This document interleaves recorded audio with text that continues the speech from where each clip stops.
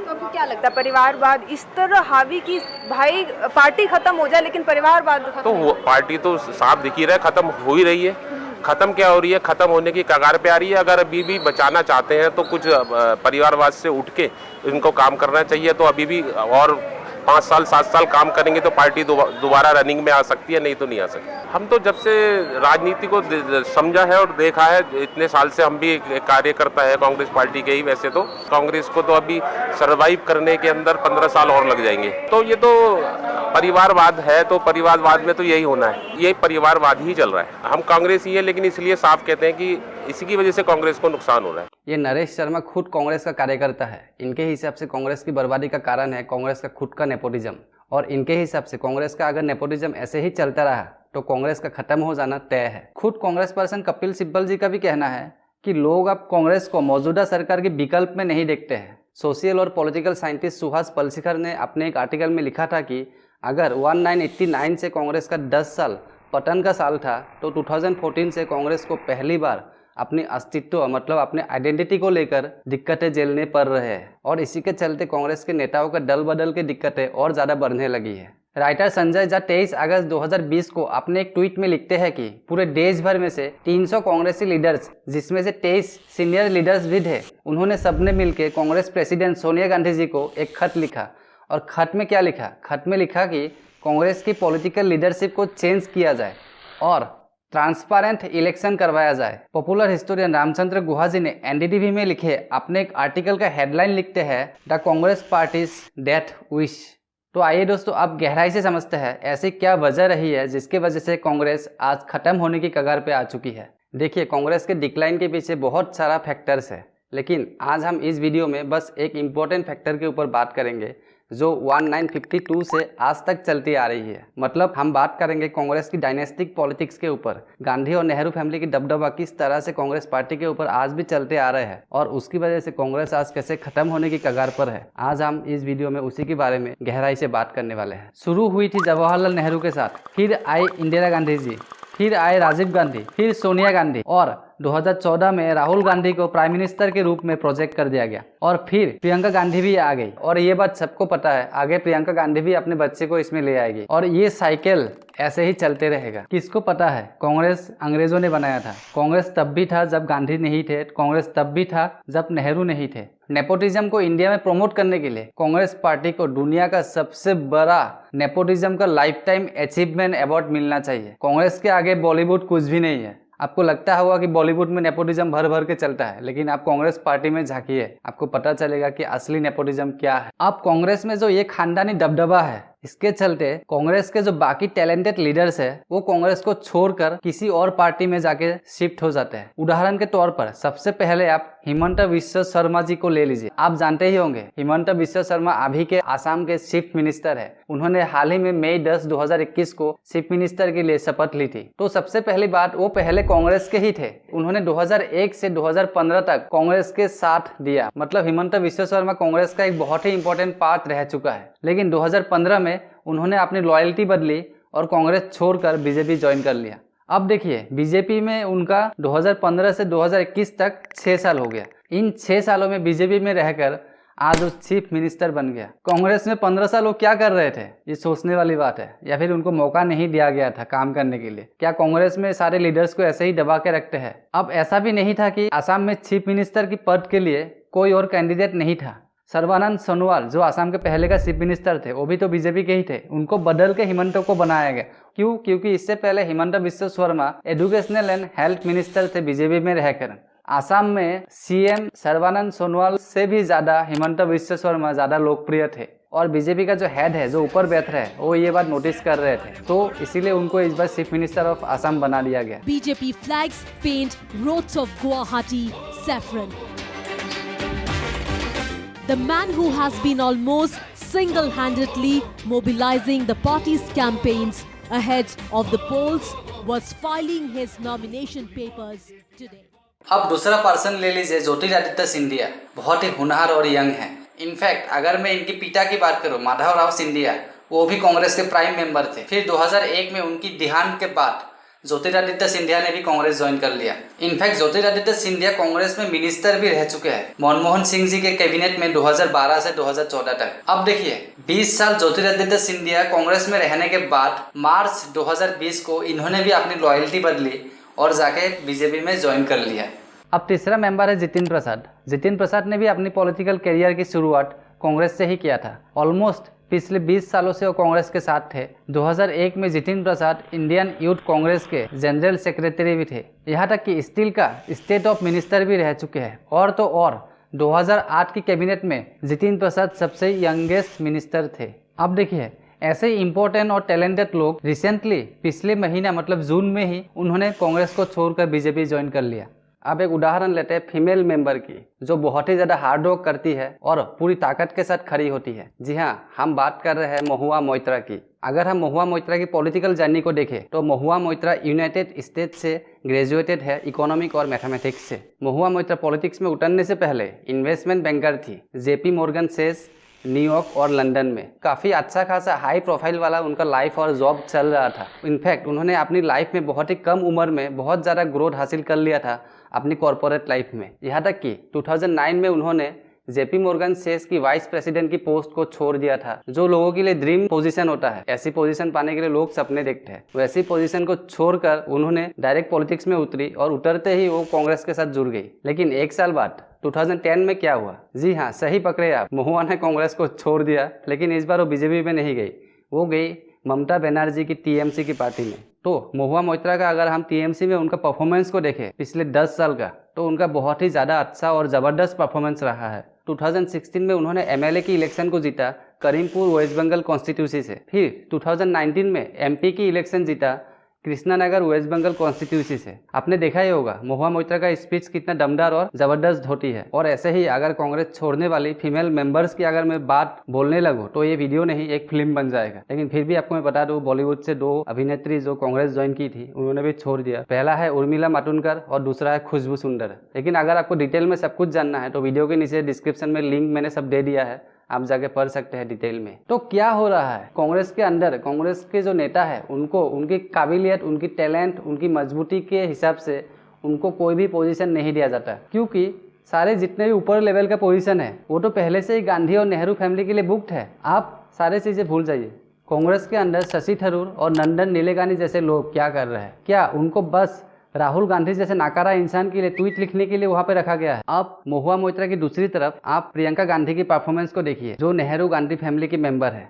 Formally उन्होंने मतलब officially उन्होंने 2019 में पॉलिटिक्स में एंटर की। अब जैसे ही वो पॉलिटिक्स में एंटर की उनको डायरेक्ट जनरल सेक्रेटरी बना दिया गया ईस्टर्न यूपी की इंचार्ज में। अब सवाल ये उठता है कि क्यों उनको ऐसे हाई रैंकिंग पोजीशन दे दिया गया उनकी पॉलिटिकल करियर की शुरुआत में ही? क्योंकि वो गांधी और नेहरू फैमिली की मेंबर है, खानदानी मेंबर, सॉरी। खैर, तो पिछले 2 सालों से प्रियंका गांधी उत्तर प्रदेश की जनरल सेक्रेटरी के रूप में इंचार्ज है। लेकिन अगर हम बात करते हैं प्रियंका गांधी की पॉलिटिकल विक्ट्री की, या फिर प्रियंका गांधी को जनरल सेक्रेटरी बनाने से उत्तर प्रदेश में कांग्रेस सरकार को क्या फायदा हुआ है, तो उसका जवाब है नील बट्टे सन्नाटा, मतलब जीरो। अभी रिसेंटली उत्तर प्रदेश में एक लोकल इलेक्शन हुआ था, उसी से ही आप अंदाजा लगा सकते हैं प्रियंका गांधी को जनरल सेक्रेटरी बनाने से कांग्रेस को कितना फायदा हुआ है। तो इन सब चीज़ों से हमें क्या पता चलता है? देखिए, अभी जो 2024 में लोकसभा इलेक्शन होने वाले हैं उसमें जो अभी मुद्दे उठ रहे हैं वहाँ अभी मोदी सरकार की बहुत ज़्यादा भयानक क्रिटिसिज्म हो रही है। स्पेशली कोविड और इकोनॉमी की मिस मैनेजमेंट को लेकर मोदी सरकार को साइड कराने की बात हो रही है। अगर आपको मोदी सरकार की कोविड की मिस मैनेजमेंट की पूरी जानकारी चाहिए डिटेल में, तो आप मेरे ये 2 वीडियो देख सकते हैं। लेकिन अगर हम अपोजिशन की बात करते हैं तो राइट नाउ अपोजिशन पूरी तरीके से मरा हुआ है, बिल्कुल डेड बॉडी की तरह मरा हुआ है। और अगर हम बीजेपी के काउंटर पार्ट देखते हैं तो ऑब्वियसली ऑल्टरनेटिव तो इंडियन नेशनल कांग्रेस ही है, एटलीस्ट नेशनल लेवल पर, क्योंकि वो नेशनल पार्टी है और अंग्रेजों का बनाया हुआ सबसे पुराना पार्टी भी है। लेकिन फिलहाल कांग्रेस मरा हुआ है, ये सच्चाई है, इससे हम मुकर नहीं सकते। आप किसी भी राज्य के 2014 के बाद के इलेक्शन डेटा को उठा के देखिए, कांग्रेस कंटिन्यूअसली नीचे जा रही है। इनफैक्ट अगर हम बात करें राहुल गांधी और प्रियंका गांधी की पॉलिटिकल इनकॉम्पिटेंस की, पॉलिटिकल मिसमैनेजमेंट की, तो रिसेंटली मई 2021 में जो इलेक्शन हुए उसमें बंगाल में कांग्रेस को पूरी तरीके से ढो डाला, कांग्रेस का हस्ती मिटा डाला, कांग्रेस के नामो निशान मिटा डाला। और अगर हम बात करें तमिलनाडु की, वहाँ भी आप जानते हैं क्या हुआ है। कांग्रेस वहाँ अकेले नहीं जीती, कांग्रेस डीएमके के जूनियर पार्टी की तौर पे जीती है, मतलब गठबंधन की सरकार। और अगर तमिलनाडु में डीएमके नहीं होती, अगर कांग्रेस अकेले लड़ती, तो आप अंदाजा लगा सकते हैं कांग्रेस का क्या हसर होता। और इस तरफ अगर हम आसाम की बात करें, आसाम में बीजेपी ने कांग्रेस को दूसरी बार के लिए ढो डाला। और जो सबसे बड़ी हार हुई है वो हुई है केरला में। देखिए, नॉर्मली केरला में क्या होता है, एंटी इनकम्बेंसी फैक्टर होता है। एक बार लेफ्ट कोalition सरकार आती है और एक बार कांग्रेस कोalition सरकार आती है। लेकिन इस बार क्या हुआ, इस बार कम्युनिस्ट लेफ्ट पार्टी ने सरकार बनाई है। तो क्या समझे आप, मतलब कांग्रेस अगर सरकार बनाती भी है किसी राज्य में तो किसी और पार्टी के साथ मिल के बनाती है, वो अकेले नहीं बना सकती कहीं भी। और अगर आपको याद होगा, वीडियो की शुरुआत में कपिल सिब्बल जी ने क्या कहा था कि लोग आप कांग्रेस को मौजूदा सरकार मतलब मोदी सरकार के विकल्प के रूप में नहीं देखते, मतलब लोग अब कांग्रेस को एज ए ऑपोजिशन भी नहीं देखना चाहते। सरकार में देखना तो बहुत दूर की बात है, पहले ऑपोजिशन तो बनो। दोस्तों, मेरे हिसाब से 2024 की इलेक्शन जो होने वाली है वो कांग्रेस का आखिरी मौका है। कहीं ऐसा ना हो कांग्रेस अपनी डायनेस्टिक पॉलिटिक्स को छोड़कर असली बदलाव करने से पहले ऐसा ना हो उनके सारे नेता उनका साथ छोड़ दे 2024 तक। क्योंकि आपको पता है बीजेपी किस तरह से दूसरे पार्टी के नेताओं को खरीदती है। तो कांग्रेस को ये ध्यान देना होगा, उनके पास बहुत समय कम है, उनको अभी से इसी वक्त से काम शुरू करना चाहिए। और अगर कांग्रेस में यही होता रहा, मतलब ये नेपोटिज्म चलते रहा और 2024 में कांग्रेस अगर मोदी जी के अगेंस्ट राहुल गांधी को अगर खड़ा कर दे प्राइम मिनिस्टर के लिए, तो हम पहले ही अंदाजा लगा सकते हैं कांग्रेस का क्या हसर करेगा। मोदी जी अकेले ही राहुल गांधी का क्या हसर कर देगा, हम 2 बार पहले देख चुके हैं। क्योंकि मैं फिर से रिपीट करूंगा, कांग्रेस राइट नाउ देश का सबसे कमजोर और मरा हुआ पार्टी है, या फिर है ही नहीं समझ लो। अपोजिशन तो बहुत दूर की बात, कांग्रेस है या नहीं कोई आता पता नहीं। कांग्रेस आपको मिलेगा, कहाँ मिलेगा, ट्विटर पर। इनफैक्ट जो हर राज्य में जो रीजनल पार्टीज है वो कांग्रेस से ज्यादा मजबूती से ऊपर आ रही है। देखिए, जैसे मोदी सरकार में गोबर अंधभक्त होते हैं, ठीक वैसे ही कांग्रेस में भी चमचे होते हैं। रामचंद्र गुहा जी ने भी अपने आर्टिकल में लिखा है, there is a huge amount of chamchagiri in Congress. देखिए, अब आपको एक एग्जांपल देता हूँ। सलमान खुर्शीद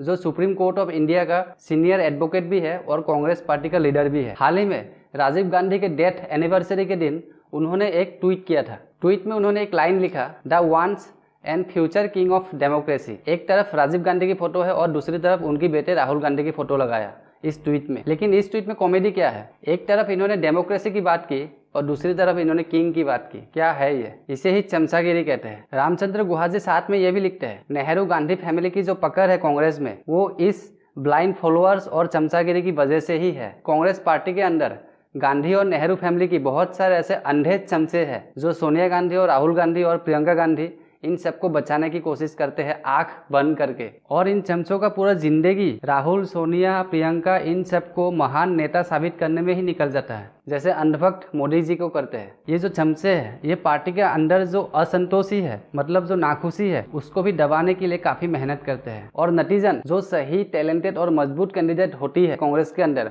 वो सामने नहीं आ पाते या फिर आने की हिम्मत नहीं करते और आखिरी में मौका मिलते ही कांग्रेस को छोड़कर किसी और पार्टी को ज्वाइन कर लेता है। देखिए, 2024 में कांग्रेस अपने दम पर सरकार बनाएगी, इसका मुझे 0.01% भी भरोसा नहीं है।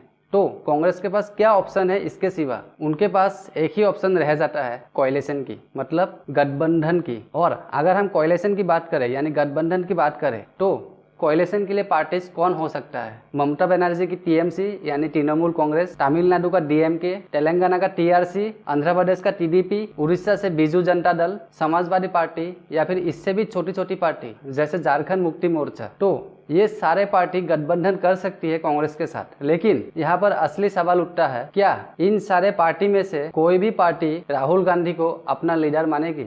पार्टी का छोड़ दीजिए, क्या देशवासी जो वोट करेंगे वो राहुल गांधी को पीएम की चेहरे में देखना चाहते हैं? वैसे आपको क्या लगता है, क्या आप राहुल गांधी को पीएम के फेस में देखना चाहोगे मोदी जी के अगेंस्ट? नीचे कमेंट में आप बताइए और कारण भी बताइएगा क्यों देखना चाहते हैं। दोस्तों, बात पूरी तरीके से साफ है कि कांग्रेस मर रही है, लेकिन धीरे धीरे मर रही है। कांग्रेस की इस धीरे धीरे मरने की प्रोसेस में कई वर्षों, कई साल लग सकते हैं। और अगर ऐसे ही रहा तो आने वाले समय में जो रीजनल पार्टीज है और जो नई ताकत उभर रही है वो कांग्रेस की जगह ले सकती है। कांग्रेस की इस धीरे धीरे मरने की प्रोसेस बीजेपी को लंबे समय तक पावर में बनाए रखने में मदद करेगी। यहाँ तक कि आज तक बीजेपी को फायदा पहुँचाने में इसी कांग्रेस का ही हाथ है। ये बात सच है। मोदी जी के लिए राहुल गांधी एक पप्पू के सिवा और कुछ भी नहीं है, क्योंकि राहुल गांधी है तभी मोदी जी जीत रहा है। क्योंकि लोगों को भी पता है कि ये मोदी सरकार आम लोगों की सरकार नहीं है, मतलब ये हमारी सरकार नहीं है, ये सूट बूट की सरकार है, मतलब अमीरों की सरकार है।